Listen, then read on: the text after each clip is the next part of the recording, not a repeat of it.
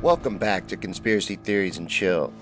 In this episode, we're going to discuss the legacy of George H.W. Bush. Born in 1924 to wealthy, infamous war criminal Prescott Bush, George began his life well connected to the true power of this world. He grew up privileged, attended Yale University, and while there was a member of the secret society Skull and Bones, an elite satanic secret society for the rich and powerful. Here's a look at their initiation ceremony.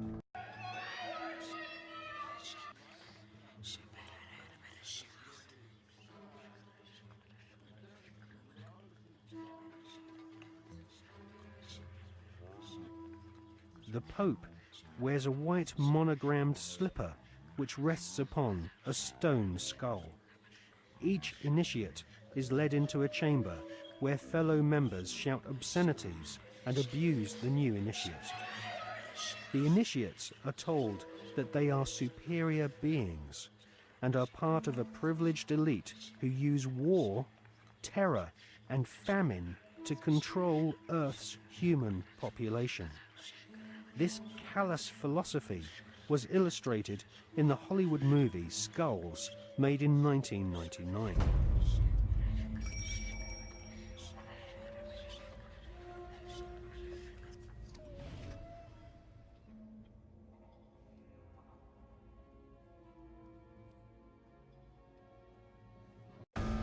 Pretty nice, right?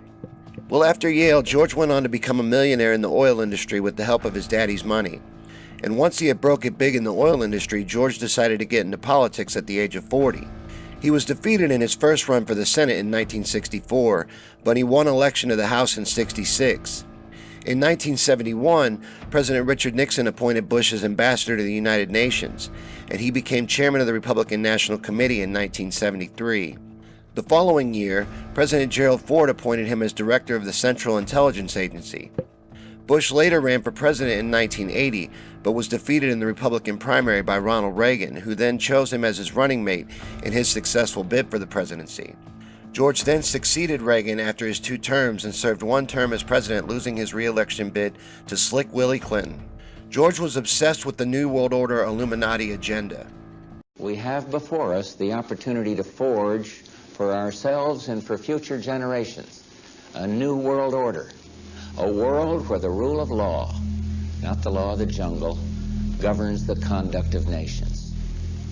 When we are successful, and we will be, we have a real chance at this new world order, an order in which a credible United Nations can use its peacekeeping role to fulfill the promise and vision of the UN's founders. This man that is currently being celebrated was in power for a very long time, and he always used that power to enrich himself and his powerful friends at the expense of countless lives. He is a murderer and a war criminal. His highlights include being an enemy of civil rights, playing an instrumental role in the Iran-Contra arms scandal, the brutal 5-week bombing of Iraq in 1990 targeting many civilian and infrastructure targets. His hands are literally dripping with blood to advance his precious New World Order agenda. George Herbert Walker Bush has a legacy, all right, but it's not the one currently being portrayed in the media. It's important to remember that this man was evil and remember him for what he truly was and represented. To muddy the truth just because someone has died and you feel the need to be respectful is how you end up with schools named after Civil War heroes. Thanks for watching Conspiracy Theories and Chill. Please remember to like, share, and subscribe, and we'll see you next time right here.